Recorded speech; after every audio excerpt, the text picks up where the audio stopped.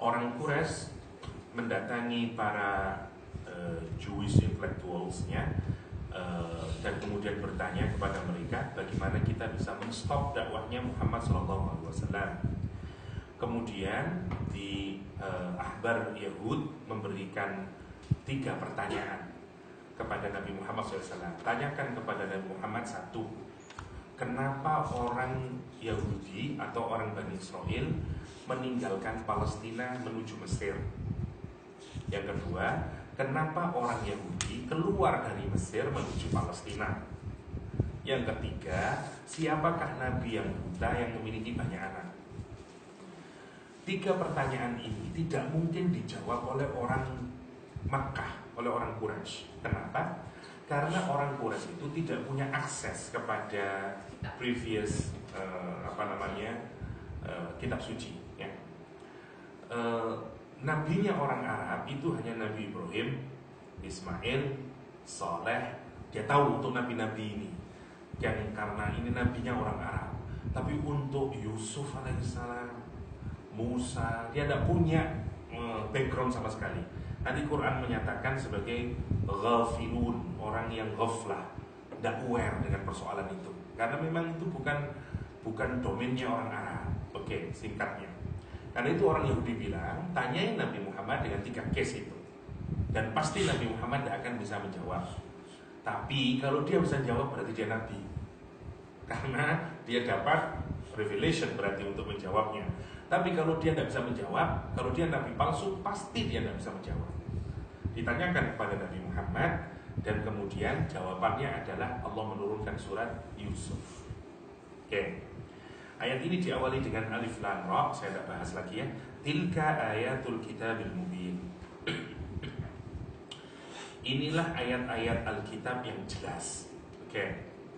Dulu pernah kita bahas hada sama tilka, ya, Alkitab sama Al-Quran. Ada yang masih ingat? Kalau Al-Quran pasangannya apa? Isim isyarahnya? Ada yang ingat? Gak ingat sudah? Saya ingatkan lagi. Oke. Jadi di dalam Al-Quran itu ada 2 istilah untuk merujuk Al-Quran yang paling sering. 1 Al-Quran, yang kedua Alkitab. Oke. Kalau Al-Quran, biasanya Al-Quran menggunakan kata isim isyarah, ya, kata petunjuk hada, ya, atau zalika. Oke. Untuk Alkitab. Oke.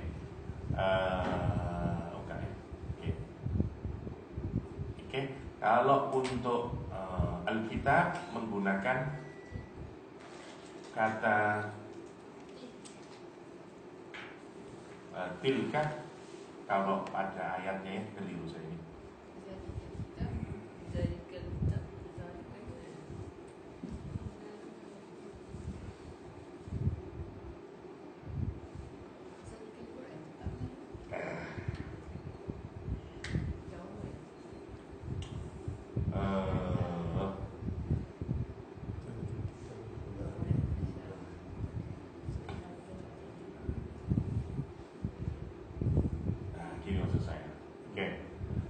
Nanti dilawankan. Jadi kalau Al-Quran pakai isyarah yang dekat,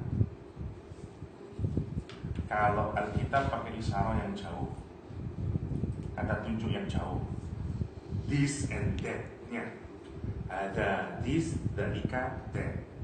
Oke, kalau pakai Quran biasanya Quran selalu menggunakan kata ada, tapi kalau Alkitab selalu menggunakan kata dalika. Sama dengan ayat ini sekarang, karena dikasih ayatul kitab, ya, ayatul kitab, ayat itu perempuan karena ada ta, maka tetap menggunakan tilka, ya, bukan menggunakan hadi. Itu maksudnya, ya. Mestinya, jadi isim isyarah itu, kata tunjuk itu, Quran menggunakan konsisten. Kalau pakai Quran selalu kait lekatannya hada. Kalau pakai Alkitab selalu pakai zalika. Kenapa? Karena kalau Quran itu dari kata qoro'an, artinya membaca. Kalau kita membaca Al-Quran bisa jauh, nggak bisa, harus dekat. Nggak bisa kita membaca 1 kilo, nggak bisa, karena itu pakai hada. Oke? Kalau Alkitab asalnya berasal dari kata kataba, artinya Menulis. Di mana Al-Quran pertama kali ditulis? Di sana, di atas langit ke-7 sana. Para malaikat yang menulis. Maka yang dimaksud dengan Alkitab, karena dikasih al, maka jadi spesifik, yaitu kitab yang awal kali ditulis oleh malaikat di atas langit ke-7 sana. Karena di atas langit ke-7 dia jauh, karena itu pakai dalika. Itu maksudnya. Nah, Quran menggunakan dua-duanya untuk apa? Satu, kalau Quran bicara Alkitab, agar kesadaran kita ini selalu ingat, Quran tidak datang dari bumi, dulu atas langit ke-7 sana. Itu ingatannya. Sehingga kita ini tetap punya kesadaran bahwa Quran ini bukan dari dunia ini. Itu maksudnya. Okay. Ayat ini sama, tilka ayatul kitabil mubin, agak cepatnya, inna anzalnahu qur'anan arabiyyan la'allakum ta'qilun. Sesungguhnya kami menurunkan Quran ini berbahasa Arab. La'allakum ta'qilun, so that, atau agar kalian, atau semoga kalian ya, bisa memahami, dapat memahami dengan baik. Yang menarik, perhatikan kata Quran dan Arabian. Saya tidak menjelaskan detail ya. Al-Quran ini disebut dengan Quranan Arabian, Quran yang berbahasa Arab. Pertanyaan yang pertama, apakah seluruh kata-kata yang ada di dalam Al-Quran berbahasa Arab? Tidak. Ada banyak kata yang bukan berasal dari bahasa Arab, seperti Jahannam dari Persia, Kafuro dari Melayu atau Sanskrit. Ada yang menyatakan dari Melayu, ada atau dari Sanskrit. Saya karena orang Melayu lebih senang belajar dari bahasa Melayu ya. Yaitu kafur, dari kapur barus ya. Kafur atau kafur? Iya, kapur. Kapur barus ya. Dulu ada kerajaan di Sumatera namanya Kerajaan Barus. Makanya disebut dengan kapur barus. Itu pusat tempatnya camper ya. Yang dipakai minuman oleh orang Arab zaman dahulu kala, dan itu masuk di dalam Al-Quran menjadi kafur di surat Al-Insan ya. Yang Sanskrit menyatakan enggak, camper itu awalnya di India sana, jadi dia berasal dari bahasa Sanskrit ya. Nggak tahulah siapa yang benar, jadi minimal ada dua aliran dari mana asalnya kata kafur. Masih banyak lagi, abqari, sudah banyak kata. Pertanyaannya, kenapa Quran menyatakan ini Quran dan Arabian kalau memang ada kata-kata yang bukan berasal dari bahasa Arab? Karena kata-kata itu sudah mengalami Arabisasi. Kata itu sudah masuk dalam kosakatanya orang Arab, sehingga tetap tidak bisa dianggap salah kalau Quran menyatakan kata-kata itu juga sudah disebut sebagai kata-katanya orang Arab. Seperti kafur, sama seperti kita lah, televisi ya, itu juga bukan bahasa Melayu, tapi sudah dia bagian dari bahasa Melayu. Misalnya kalau saya menulis informasi televisi yang harus kita komunikasikan agar menjadi teknologi yang itu semuanya bahasa Inggris sebenarnya. Tapi kalau saya ngomong begini, adakah orang yang mengatakan ente berbicara bahasa Inggris? Enggak, bahasa Melayu, misalnya bahasa Indonesia ya, dan segala macamnya. Kenapa? Karena sudah mengalami proses Arabisasi atau Melayuisasi ya. Itu maksudnya Quranan Arabian. Satu. Yang kedua, yang dimaksud dengan Quranan Arabian adalah kenapa Allah menyatakan Quran ini diturunkan berbahasa Arab agar kalian mudah memahami. Karena memang kalau kita begini ya, ini tidak harus dipahami begini, karena hanya untuk memudahkan saja. Kalau kita ini punya ide ya, punya keinginan yang ada di pikiran kita, kemudian kita mau wujudkan keinginan kita itu dalam bentuk kata-kata, maka pilihan kata-kata itu seringkali tidak memenuhi apa yang kita inginkan di dalam otak kita. Contoh paling mudah adalah orang mengungkapkan perasaan batinnya. Misalnya, samalah rasanya ya, rasanya. Kalau saya menulis misalnya, saya cinta kamu, terus kita berikan kepada orang, sebenarnya apakah perasaan saya sudah terwakili di kata saya cinta kamu? Belum, jauh lebih. Ini tidak bisa. Kata-kata tidak bisa mewakili perasaan saya. Oke. Maksudnya Quran dan Arabian adalah idenya, ya, ini kurang cocok sebenarnya kita utarakan sama Allah, hanya untuk memudahkan kita memahami. Idenya Allah Subhanahu wa Ta'ala itu yang memang paling pas untuk mewadahinya adalah bahasa Arab. Itu maksudnya. Gini perasaannya, saya pernah disumpah serapain sama orang Australia gara-gara nyetir tidak benar. Beladi gini lah. Nah, saya tahu makna artinya tapi tidak masuk ke dalam hati. Kenapa? Karena itu bukan bahasa saya gitu. Tapi gak mungkin kalau dia marah-marah dengan menggunakan bahasa Indonesia dan bilang saya misalnya anjing, babi, itu sakit hati saya. Beda dengan kalau dia marah-marah pakai bahasa Inggris. Saya tersenyum saja, oke, sorry. Karena tidak masuk di sini, karena saya tidak hidup dengan bahasa itu, maksud saya. Nah, jadi bahasa Arab itu dipilih oleh Allah Subhanahu wa Ta'ala karena bahasa itu yang paling bisa mewakili makna Al-Quran Al-Karim. Kira-kira begitu lah. Memang tidak bisa kadang-kadang diwakilkan ke bahasa yang lain. Nanti kita akan melihat lebih jauh kalau kita melakukan tafsir terhadap Al-Quran Al-Karim. Bagaimana bahasa Arab itu paling kuat untuk mewadahi berbagai macam makna. Itu yang tidak dimiliki oleh bahasa yang lain. Ada banyak pemanaannya ya. Ada menyatakan karena bahasa Arab itu bahasa yang paling tua dan terus mengalami perkembangan, dan seperti Latin yang sudah fix dan mati sebenarnya, dan seterusnya. Oke. Tapi percayalah bahwa bahasa Arab itu yang dipilih justru untuk memudahkan kita. Pertanyaannya, kalau tidak percaya, bacalah Quran dalam bahasa Melayu. Apakah kita mudah memahaminya? Sama Ustaz, saya sudah membaca terjemahnya, cuma saya bingung juga apa maknanya ini. Dia sudah dalam bahasa Melayu. Sama juga orang Indonesia, baca terjemahan bahasa Indonesia tambah susah, Pak, kita nggak paham. Ya, jadi memang ternyata bukan berarti kalau Quran diturunkan dalam bahasa Melayu itu kemudian kita jadi mudah memahami. Quran menyatakan Quran ini bahasa Arab. Untuk apa? La'allakum taqilun, agar kamu faham. Nah, pertanyaan kenapa saya tidak paham? Karena belum bisa bahasa Arab. Itu masalahnya. Bukan karena Quran itu susah, tapi sebenarnya yang jadi masalah itu adalah kita yang belum belajar bahasa Arab. Karena itu harus menjadi kepentingan kita. Kalau kita kepingin anak-anak kita memahami Quran dengan baik, belajar bahasa Arab. Belajar bahasa Arab, itu maksudnya. Karena itu harus menjadi program sejak kecil mestinya. Orang Islam itu bahasa Arab harus menjadi bahasa kedua, ketiga yang memang harus dia kuasai ya. Minimal untuk kepentingan Al-Quran Al-Karim ya. Meskipun tidak untuk kepentingan bisa ngomong, yang penting untuk kepentingan Al-Quran Al-Karim. Oke. Nahnu naqussu 'alaika ahsanal qasas, kami akan menceritakan qassa, kisah ya. Kisah kalau dalam bahasa Melayu kisah itu relating to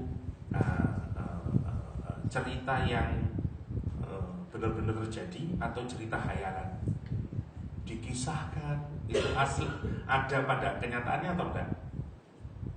Kalau dalam bahasa Indonesia kisah itu seperti ya tidak asli, tidak ada kejadiannya ya. Dalam bahasa Arab kisah itu asli. Karena qassa dari kata qassa yang kusu ya, qissatan. Qassa itu kalau ini ada jalan menuju ke ini jalannya di pathways, jadi ada gunung. Ini ada jalannya. Ada orang yang berjalan terus ke sini sampai ke sini. Kalau kita menelusuri jalannya, yang di jalan yang dilakukan oleh orang A ini, kita ngikutin terus. Namanya qassa. Namanya qassa.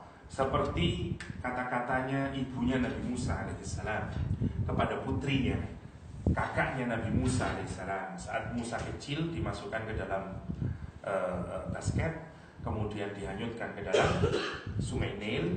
Katanya ibunya Nabi Musa kepada putrinya, "Qussi, ikutin adikmu Musa yang hanyut di sungai itu. Kalau kita ngikutin kemanapun bergerak, ya basketnya ke sini, anaknya ikut ke sini, ini ke sini, ikut ke sini, sampailah dia sampai di tempatnya, istananya Fir'aun." Ceritanya kan gitu. Kalimat yang dipakai oleh Al-Quran qussi. Jadi Allah menceritakan kisahnya Nabi Yusuf tidak seperti orang yang menulis cerita yang banyak mix up-nya. Oh, tambahin sini, di beautifying. Ini enggak. Allah menceritakan sesuai dengan kejadian yang dialami Nabi Yusuf alaihissalam. Namanya qassa. Nahnu naqussu, kami akan menceritakan alaika kepadamu Muhammad SAW ahsanal qasas, the best story, bima awhayna ilaika hadzal Qur'an, sebagaimana kami mewahyukan kepadamu di Quran ini. Wa in kunta min qablihi, kendati meskipun engkau min qablihi, sebelum ini, minal ghafilin, sungguh termasuk orang-orang yang tidak aware dengan kisahnya Yusuf, dengan kisahnya Yakub. Nggak tahu ya, karena Nabi Muhammad tidak punya previous understanding atau knowledge tentang Nabi Yakub dan Yusuf. Langsung dimulai dengan kisahnya sekarang. Tidak dijelasin siapa ibunya Nabi Yusuf, bagaimana kisahnya, enggak. Allah langsung menjelaskan idh qala Yusufu. Ingatlah, perhatikan setiap ada kata idh di dalam Al-Quran adalah pasti menceritakan tentang masa lalu, tetapi masa lalunya itu sangat penting untuk di-reiterate lagi, di-narrating lagi. Kenapa? Karena ini sangat penting agar kita mengambil hikmahnya. Itu poinnya. Jadi setiap ada kata if, berarti this is a very important story yang sengaja Allah mereiterate lagi agar kita mengambil hikmahnya. Idh qala, ketika berkata Yusuf li abihi, kepada ayahnya Yusuf, ya abati, wahai ayahku sayang, kata dia, inni ra'aitu ahada asyara kawkaban wasyamsa wal qamara ra'aituhum li sajidin. Pelajaran yang pertama, orang tua yang paling terbaik yang digambarkan oleh Al-Quran Karim, salah satunya adalah Yakub alaihissalam. Karena Quran itu menceritakan begini, pada kisahnya Nabi Musa alaihissalam, yang dijelaskan adalah ibunya Nabi Musa, bukan bapaknya Nabi Musa. Gak ada kisah bapaknya Nabi Musa dalam Al-Quran Karim. Ibu semuanya, Ummi Musa, Ummi Musa, Ummi Musa. Pada kisahnya Yusuf gak ada ceritanya ibunya Nabi Yusuf. Yakub terus. Jadi di satu sisi Allah di surat Yusuf, Allah tidak memperlihatkan ya figur ibu, tapi pada kisahnya Musa Allah tidak memperlihatkan figur ayah. Maunya kalau baca Al-Quran harus dibaca utuh ya. Bukan berarti memang tidak ada insignificant Ustaz ya ibunya Nabi Yusuf. Bukan itu poinnya. Poinnya itu Allah mau nunjukin kalau menjadi ayah yang paling terbaik, jadilah seperti Yakub alaihissalam. Kalau ingin jadi ibu yang paling terbaik, jadilah seperti Ummu Musa alaihissalam. Dan dicontohkan dua-duanya, masing-masing bagaimana ya menjadi seorang ayah yang baik. Tirulah Nabi Yakub. Kalau saya ingin jadi ibu yang paling terbaik, tirulah Ummu Musa. Itu maksudnya. Oke. Apa ciri dari ayah yang terbaik? Satu, cirinya adalah anak mampu berbicara dengan mudah kepada bapaknya kalau dia punya masalah yang dia anggap paling penting. Dan itu berat, karena bapak biasanya seringkali tidak berkomunikasi secara baik dengan anaknya ya. Saya harus bertanya 1-2 kali kepada anak saya kalau kau ingin tahu ada apalah di sekolahnya. Tidak seperti ibunya tidak tanya, anaknya udah cerita. Yang bikin saya dendam sama istri. Saya harus tanya itu, ada apa tadi di sekolah? Nggak ada, enggak, tadi lo sekolah lama itu harus 2-3 kali baru dia buka. Tapi sama ibunya, Mi tadi waktu begini nih. Nah, ciri ayah yang baik adalah jika sekarang bukan masalah sekolah, kalau dia punya masalah yang urgent, yang penting, dia ceritanya kepada bapak, bukan ceritanya kepada ibu. Kita mau jujur lah, kalau kita punya masalah yang penting, ke siapa kita bilang? Ibu atau bapak? Ibu lah, pasti kebanyakan. Ini yang menarik, Yusuf tidak bicara dengan ibunya. Ustaz, kan ibunya memang meninggal dunia. Oke ya, memang iya. Tapi tetap Nabi Yusuf, Nabi Yakub punya istri yang lain. Dan diasuh oleh istrinya yang lain yang juga. Misalnya kalau cerita yang kedua, nah Yusuf menikahi adiknya Rachel, dan adiknya Rachel cinta sama Yusuf, sangat sayang sama Yusuf. karena kakaknya meninggal dunia, ibunya Yusuf sendiri. Kalau itu yang kita terima, sebenarnya Yusuf dekat sama mereka. Maksudnya kalau ayah yang terbaik adalah anak tidak takut sama ayah. Bahkan kalau dia punya sesuatu yang sangat penting, dia berani menyampaikan kepada ayah. Dan itu berat, terus terang berat. Harus ada upaya untuk dekat sama anak bagi seorang ayah. Kalau ibu tidak ada upaya lah, dia langsung dekat anaknya itu. Itu yang saya tidak tahu dari mana itu ceritanya bisa begitu ya. Dalam cerita ni Yusuf dia bercerita pasal mimpi dia, Nabi Yusuf nampaknya macam kurang penting lah. Maksudnya cerita pasal mimpi. Nah, habis ini saya jelasin ini penting ya. Kenapa mimpi ini kok penting? Kita lihat dulu.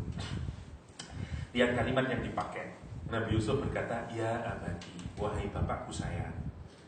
Ini jarang ada anak ngungkapin sayang kepada bapaknya. Pada ibu biasa aja ngungkapin sayang. Aduh bapak, ini jarang-jarang.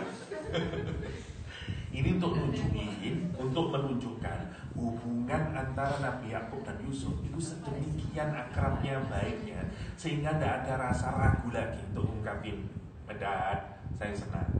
Ini bukan berarti kita harus ngungkapin dengan cara yang sama. Agak aneh memang, apalagi kita orang timur, agak aneh ngomong sama ayah, "Ayahku sayang."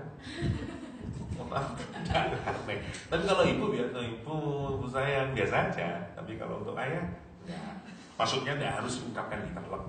Ini lihat kalimatnya. Orang Arab itu kalau tiba-tiba ngawali statement, membuka statement dengan menggunakan huruf inna, itu aneh, tidak common.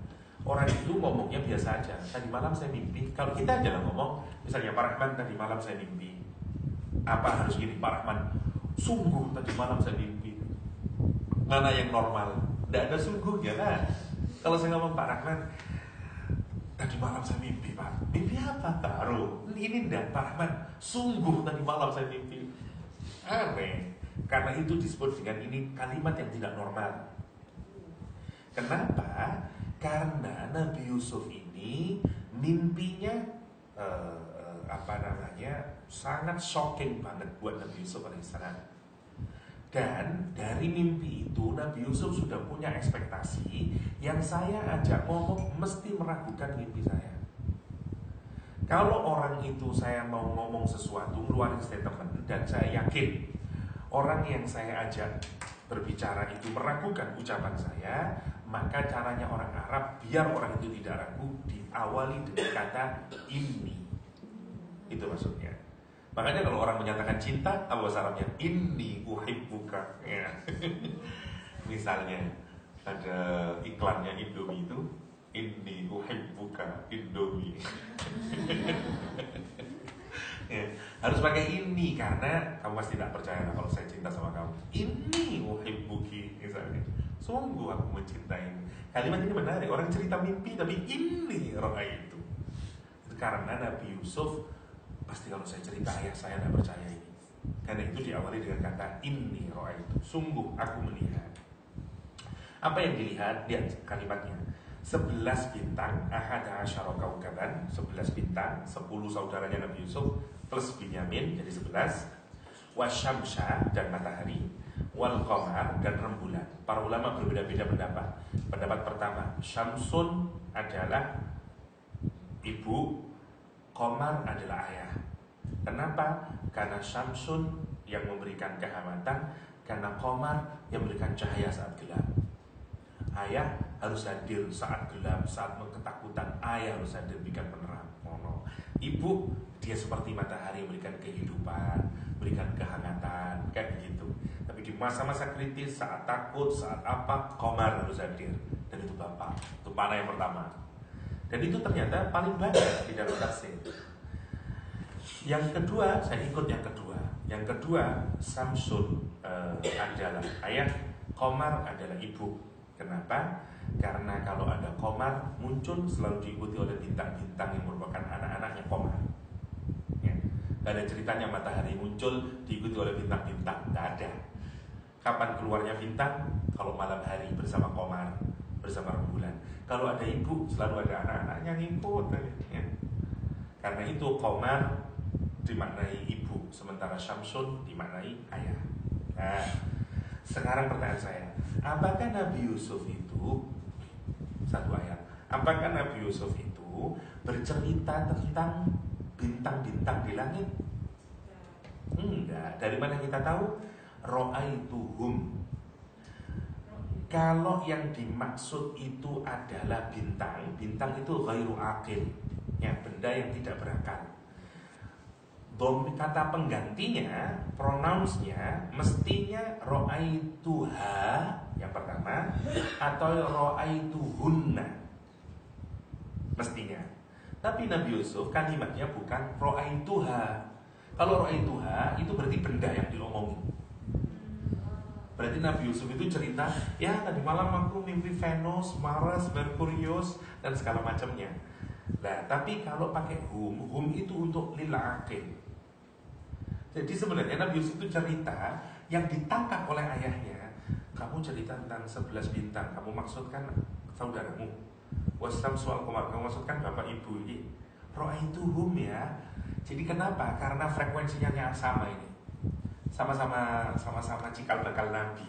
Yusuf cikal bakal Nabi, Nabi Yakub sudah Nabi. Dia tahu yang diomongin anaknya. Ayahnya itu tahu karena ayahnya dekat dengan Yusuf. Kamu ngomong simbolik Yusuf, tapi aku tahu. Itu nunjukin ayah yang sangat dekat dengan anaknya. Sehingga apa yang diomongin anaknya dia tahu maksudnya. Persis seperti Nabi Su'aib kepada dua anak gadisnya. Dua anak gadis ngomong, ayah, inna khaira man ista'zartal qawiyul amin. Nah, Su'aib tahu, iya, kamu mau ngangkat tapi kamu tertarik ini. Ini love for the first sight karena dia. Karena itu nanti dinikahin, begitu maksudnya. Itu ayah yang baik, dia udah tahu. Orang tua yang baik dia tahu maksud anaknya. Nah, ini sama persis. Meskipun Nabi Yusuf ngomong tentang bintang, tapi Quran itu mau bilang Nabi Yakub tahu, Nabi Yusuf tahu bahwa yang diomongin bukan bintang-bintang, tapi 11 anaknya, ibu dan bapaknya. Dari mana kita clue-nya? Dari mana? Dari kata hum. Karena kalau benda ra'aituha atau ra'aituhunna itu mestinya kata gantinya. Karena hum itu untuk orang berakal, bintang tidak berakal, itu maksudnya. Li kepadaku ayah sajidin, sujud ayah. Wow, ini mimpi bahaya.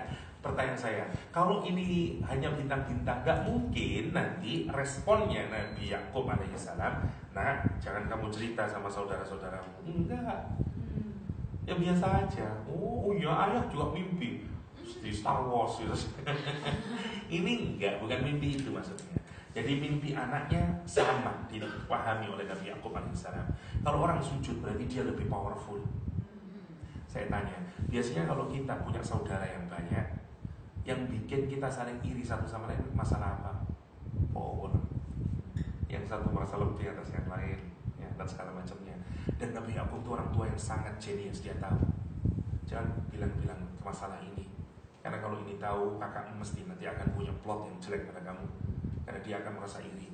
Kamu bilang kamu akan mengalahkan mereka karena mereka sujud, so keep quiet. Kenapa dia yakin? Karena ini mimpinya Nabi itu pasti jadi kenyataan. Minimal kalaupun Nabi Yusuf tidak akan, minimal Yusuf akan dibully. Apa sih kau bilang? You akan overpower kami? Ya, wah, dibully itu Yusuf. Ya. Dan itu sudah difahami oleh Nabi Yakub alaihissalam. Resiko itu. Kenapa? He is a good father. Dia tahu kelakuan anak-anaknya dan apapun saja. Dan Quran tidak perlu cerita tentang itu maksudnya. Kita hanya memahami kata hum sudah tahu maksudnya Quran. Itu indahnya Al-Quran. Dia tidak menjelaskan detail, tapi sebenarnya kita bisa tangkap konteksnya itu kira-kira kayak demikian. Konteksnya. Karena itu lihat responnya Nabi Yakub alaihissalam. Ya bunaya, lihat kalimatnya. Nabi Yusuf ini ketakutan, tidak enak rasanya. Bukan ketakutannya, ini shock karena mimpinya kayak demikian. Maksudnya terus ini apa ya? Dan ini mimpinya, dan dia tahu anakku kalau mimpi kayak begini. Mimpi itu ada 3 ya. 1, mimpi apa namanya? Nightmare. Ru'yah sholihah. Yang kedua, nightmare namanya al-hilm ya. atau ahlam jamaknya. Yang ketiga namanya Ilham. Jadi mimpi yang benar. Jadi mimpi itu dalam Islam ada 3. Satu namanya ar-ru'yah as-salihah. Ar-ru'yah as-salihah. Yang kedua namanya al-hilmu atau jamaknya ahlam. Yang ketiga namanya ru'yatun nafas, kalau saya tidak keliru. Okay. Yang ini dari pengalaman kita atau perbuatan kita, yang ini dari setan, yang ini dari Allah. Saya jelasin cirinya. Yang pertama, yang paling bawah, ru'yatun nafas, hadisun nafas. Oke, bukan ru'yah, sorry. Nah.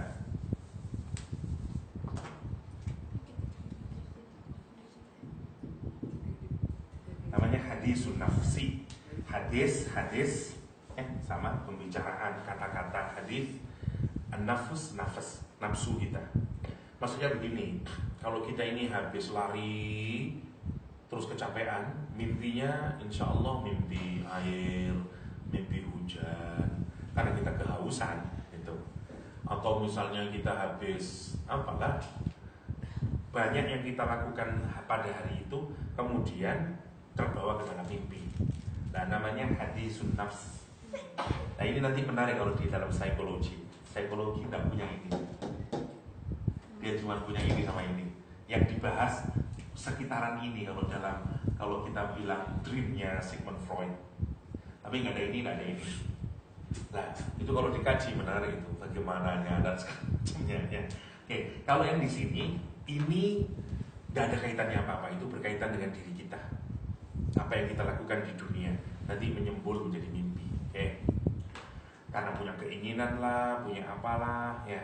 Namanya hadisun nafas. Yang kedua namanya al-hilmu atau ahlam. Ini mimpi yang datangnya dari setan. Karena setan goda kita. Nah, cirinya adalah keburukan cirinya itu. Contoh, ada sahabat mimpi kepalanya terputus. Terus kepalanya itu digelindingkan gitu, jalan seperti bola. Dia datang ke Rasulullah SAW, terus bermimpi, dia bilang ke Rasulullah, ya Rasulullah, tadi malam saya mimpi begini. Kata Nabi Muhammad, stop, jangan ceritakan lagi, berhenti bercerita. Terus disuruh kalau mau kita membaca A'udzubillahi minasyaitonirrajim, stop, jangan cerita, dan dibolehkan untuk meludah ke kiri sebanyak 3 kali, ya, tapi tanpa mengeluarkan air ludah 3 kali, dan tidak usah diceritakan lagi. Dan yang ketiga, jangan dipercaya. Karena kalau dipercaya, kata Nabi Muhammad, setan tertawa dan senang dia. Ketipu dia. Ketipu kamu. Karena bisa membuat kita ragu-ragu, membuat kita ketakutan, buat kita semua yang sifatnya jelek-jelek yang muncul dari mimpi, namanya al-hilm. Namanya al-hilm. Karena dari setan. Ya. Terakhir namanya ar-ru'yah as-salihah. Mimpi yang benar. Ru'yah salihah cirinya adalah kalau kita habis mimpi, kita masih ingat total isi mimpi kita. Warna bajunya apa, yang diomongkan apa. Dan kalau kita 1 minggu setelahnya kita masih ingat. Bahkan 1 tahun setelahnya kita masih ingat. Itu ciri ru'yah salihah. Ya. Misalnya puan-puan, tuan-tuan mimpi ketemu bapaknya telah meninggal dunia. Terus masih ingat itu. Dia pakaiannya hijau, Ustaz. Terus bilang ke saya, nah alhamdulillah Bapak sudah enak, kamu yang sabar ya. Dan terus dia tersenyum, hilang terus misalnya. Tapi setahun kemudian, dulu gimana mimpinya? Mimpi ayah saya mau baju hijau, tetap kita ingat. Ya, namanya ru'yah salihah. Itu artinya kita benar-benar bertemu dengan Bapak kita di alam ruh. Atau mimpi-mimpi yang lain yang merupakan petunjuk dari Allah Subhanahu wa ta'ala, namanya ru'yah salihah. Salah satu cara Allah mengajar kita, memberikan ilmu kalau dalam Islam melalui mimpi, salah satunya. Untuk para nabi, level mimpinya 100% absolut benar. Bahkan di atas sains kualitasnya. seperti mimpinya Nabi Yusuf alaihissalam. Nanti ini bener, pasti kejadian. Ya, namanya ru'ya shalihah. Kata Nabi Muhammad, ru'ya shalihah itu 1/47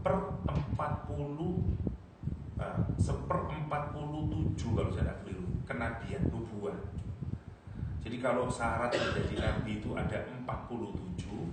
Kalau Anda sudah pernah mimpi ru'ya shalihah, berarti masih kurang 46 untuk jadi nabi ya.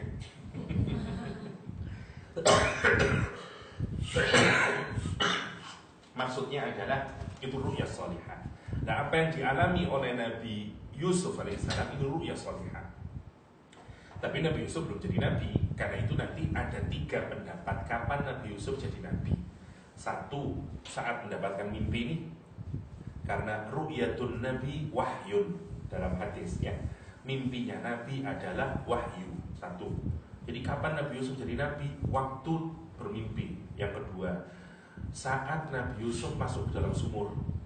Karena nanti malaikat Jibril turun memberikan kabar gembira kepada Yusuf alaihissalam. Kalau malaikat Jibril turun ngasih kabar gembira, berarti jadi nabi. Yang ketiga, saat Nabi Yusuf di dalam penjara. Jadi 3 pendapat kapan Nabi Yusuf menjadi nabi. Ya. Apa? Nanti boleh kita stop. Oke. Ada yang belum breakfast di sini. Oke, kita sampai masih ayat keempat, kita lanjutkan ke ayat kelima. Tapi sebagai tambahan, ru'ya shalihah kapan terjadinya, kapan aja. Bisa habis sholat, bisa habis sholat istikharah, bisa kapanpun saja. Dan itu sebagai bagian petunjuk dari Allah Subhanahu wa Ta'ala. Cirinya pokoknya itu, clear mimpinya, kita masih ingat kapanpun saja. Terutama itu biasanya ru'ya shalihah. Boleh kalau boleh. Tetapi kalau kita tidak tahu takbirnya, kadang-kadang harus ditakbiri, harus ditafsiri. Cari orang yang bisa menafsirkan. Saya punya teman di Azhar mimpi bahwa gurunya, guru tahfidznya itu pakaiannya kumal ini. Pakaian putih tapi kumal. Dia tidak tahu maknanya apa. Akhirnya dia tanya sama profesor di Azhar, "Ya Syekh, apa maknanya?" "Tolong telepon, kayaknya gurumu meninggal dunia karena pakai jubah putih dan kayaknya ada masalah dengan bajunya." Ditelepon bener, baru kemarin sore meninggal dunia. Terus yang kedua, terus ditanyain, "Ada masalah dengan baju?" "Nggak ada, oke kok, kafannya oke, kain kafannya." Terus tanya dulu, "Nggak tanyain, mungkin dia belum bayar." "Benar, karena saya sibuknya waktu beli kain kafan di tetangganya belum membayar kain kafannya." Dia seorang hafidul Quran, habis itu, dan dia murid terbaiknya dia. Masya Allah, nyambung ya. Jadi gurunya itu hadir pada dia. Yang satu di Mesir, satu di Bandung. Masya Allah. Dan akhirnya terus ditanyain, "Iya, belum dibayar." Terus dibayar, dilunasin, mimpi lagi, gurunya datang, sekarang bajunya putih, bersih, sambil tersenyum. Terus tanya ini sekarang udah selesai, bayar lagi, selesai. Itu ru'ya shalihah. Dia cerita kepada saya kapan? Waktu di Australia, dia cerita saya mimpi sama guru saya. Terus sudah lama ini kejadiannya, dan dia semuanya masih detail, masih ingat itu. Itu maksudnya, itu namanya ru'ya shalihah. Ru'ya shalihah. Ketemu jodohnya, apa bisa? Ibu bisa peka. Ya, ibu saya gitu.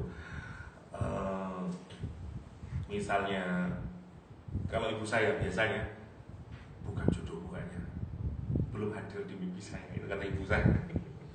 Tapi istri saya yang ini hadir, tapi saya kurang gak kelihatan. Baru kata dia ngeliat air terjun, airnya banyak, gini-gini, terus iya sini jodohmu itu. Dan memang benar jadi istri saya sekarang ya. Maksud saya, ibu kadang kuat ya, yang kayak begitu-begitu itu ya. Wallahu a'lam. Tapi sekali lagi itu bagian dari busra yang diberikan Allah kepada orang mukmin, namanya ru'yah as-salihah. Ru'yah as-salihah ya. Itu kita lanjutin ke ayat kelima insyaallah setelah ini ya. Kita rehat sekejap, 11.30 kita sambung insyaallah sampai 12.30.